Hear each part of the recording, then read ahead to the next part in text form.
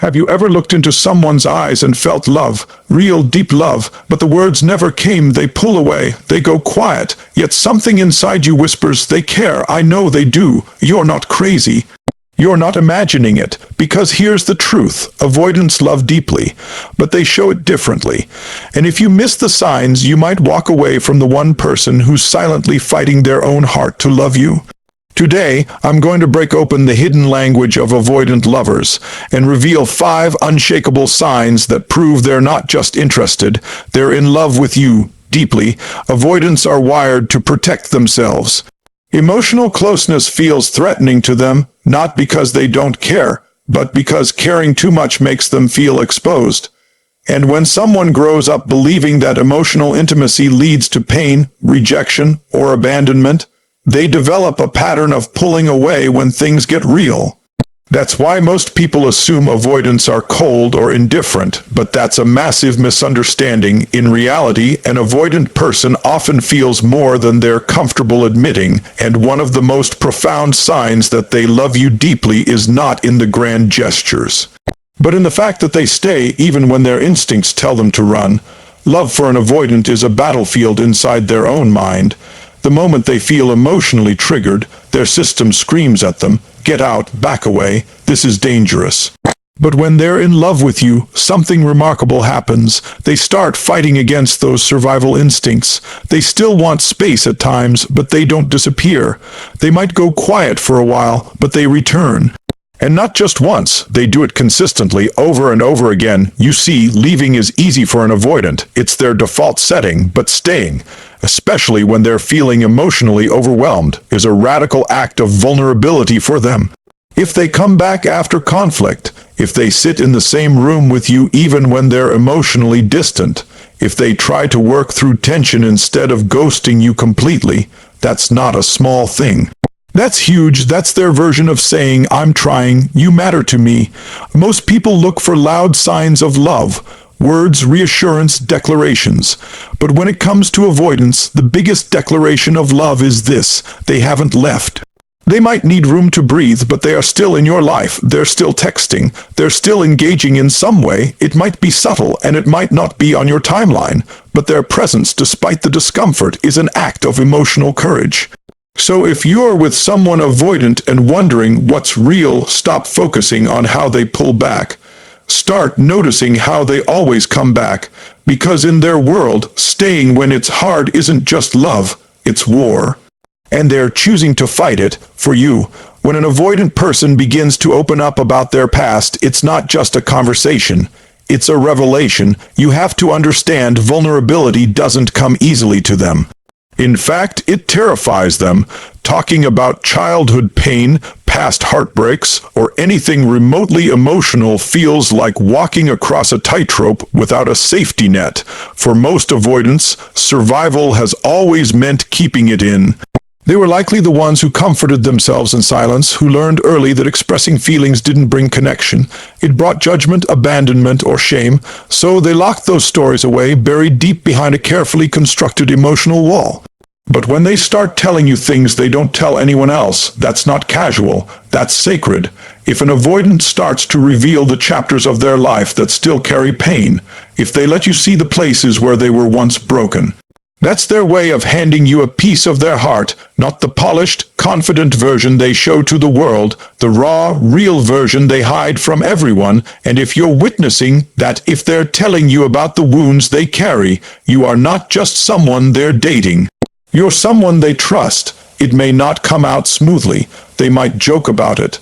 They might give you the story in fragments, scattered across days or weeks. But make no mistake, every detail they share is a leap of faith.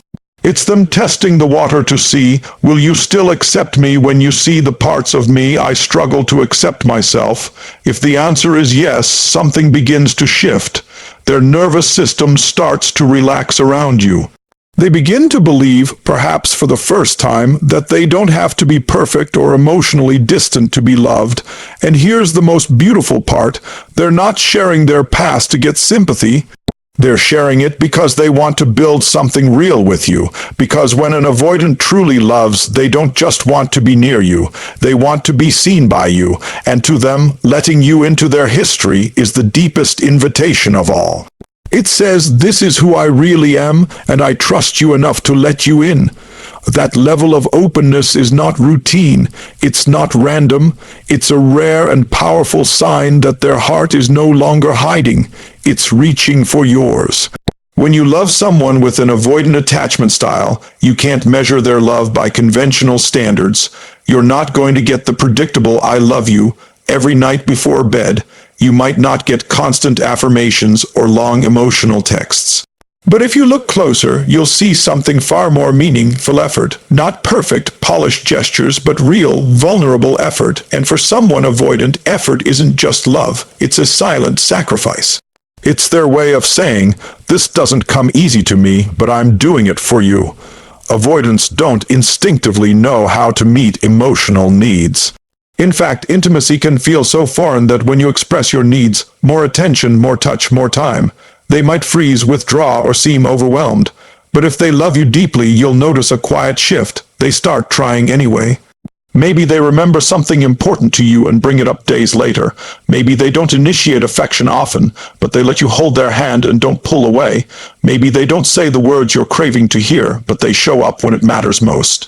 These moments don't always feel grand, but to an avoidant, every act of leaning in, when they'd rather retreat, is monumental.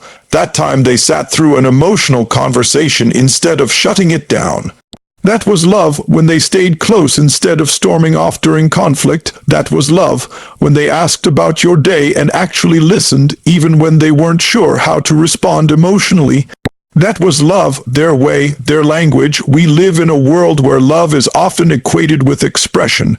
Words, labels, Instagram posts, but avoidants speak love in a language that is softer, quieter, and much harder to fake. Consistency, presence, and effort. When they start showing up for your needs, despite their fear of intimacy, they are breaking their own patterns. They are stretching beyond what is comfortable, and that doesn't happen unless something deep inside them has changed. They may not say much, but they're watching, they're learning you, and if you give them the space to try in their own way, you'll witness something rare, a kind of love that's not loud but loyal, a love that doesn't just say "I'm here." It shows it, one awkward, beautiful effort at a time. One of the most misunderstood emotions in avoidant individuals is jealousy. On the outside, they seem calm, detached, even indifferent. When someone else enters the picture, they don't always react the way you expect. There are no loud arguments, no pleading questions like "Who is that?" or "Do you still love me?" Instead, they go quiet, they pull away, their energy shifts, and something just feels off. But don't be fooled by that silence. That's not a lack of emotion, that's flooded emotion, and it's coming from a place they don't know how to handle, because it's jealousy rooted in love. Avoidants were conditioned to believe that vulnerability equals weakness.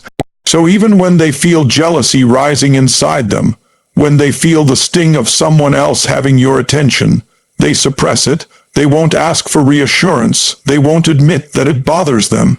But you'll see it in subtle ways. Maybe they become distant after you talk about a friend or someone new. Maybe they make sarcastic comments. Maybe they suddenly stop communicating like they used to.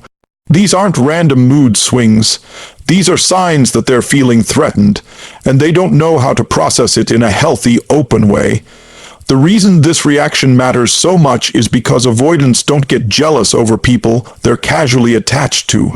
If they didn't care, they wouldn't feel anything. But when they've developed real feelings for you, feelings that go deeper than they're comfortable admitting, jealousy becomes a trigger, not because they're controlling or possessive, but because deep down, they're terrified of losing something they finally let themselves care about.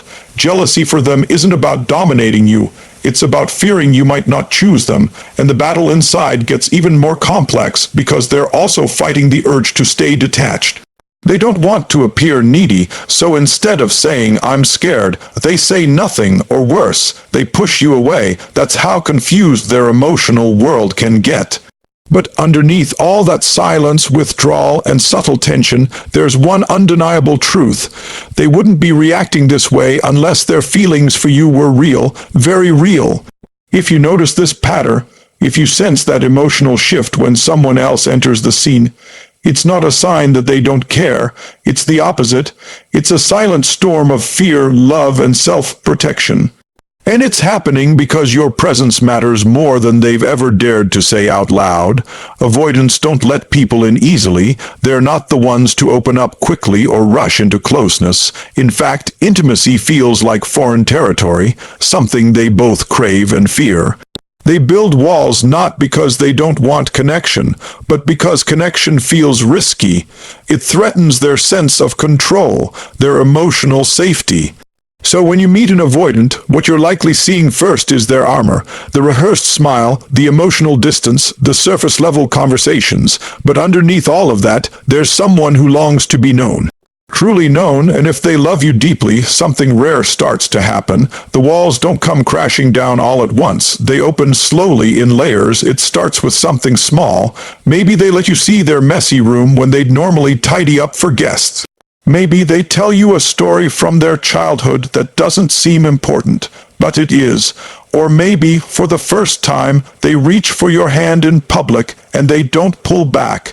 These may seem like little things, but for them it's monumental. Every small reveal is a moment of trust. It's their way of saying, I'm showing you the parts of me I usually hide from the world. And they don't do this for just anyone.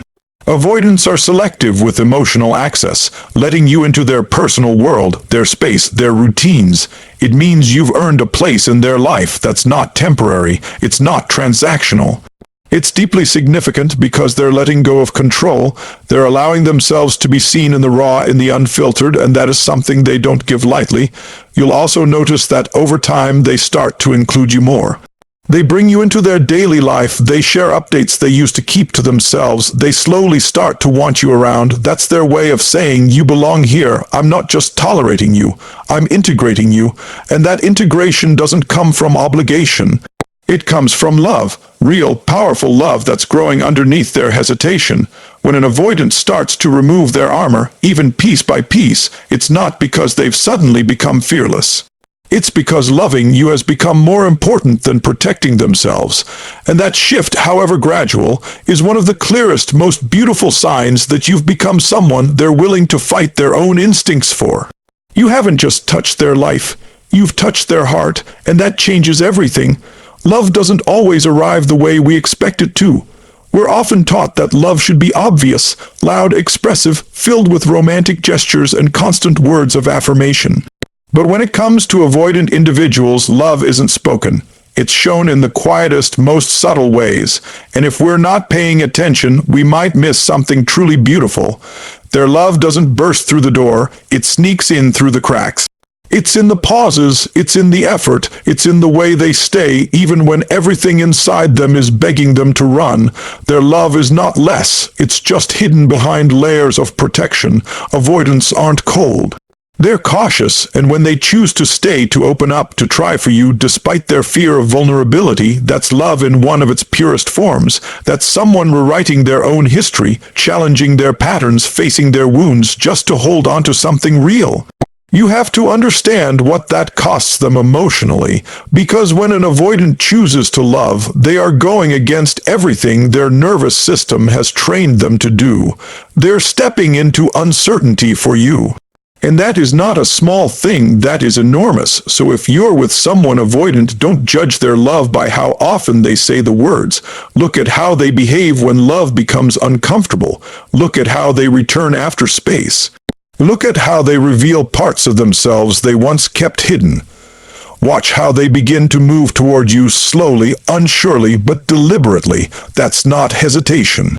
That's someone who's trying to love you the only way they know how, through actions that cost them emotionally, through quiet moments of connection, through the kind of effort that can't be faked. And in those moments, you'll see the truth avoidance can love.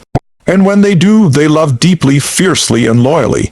They won't always say it, but they'll show it, in the way they stay, in the way they fight their instinct to pull away, in the way they slowly begin to let you into the parts of themselves they've never shared with anyone. So if you've been wondering whether their silence means indifference, look again. You may be standing right in the middle of a love that is quiet, but absolutely real. Thank you so much for watching this video.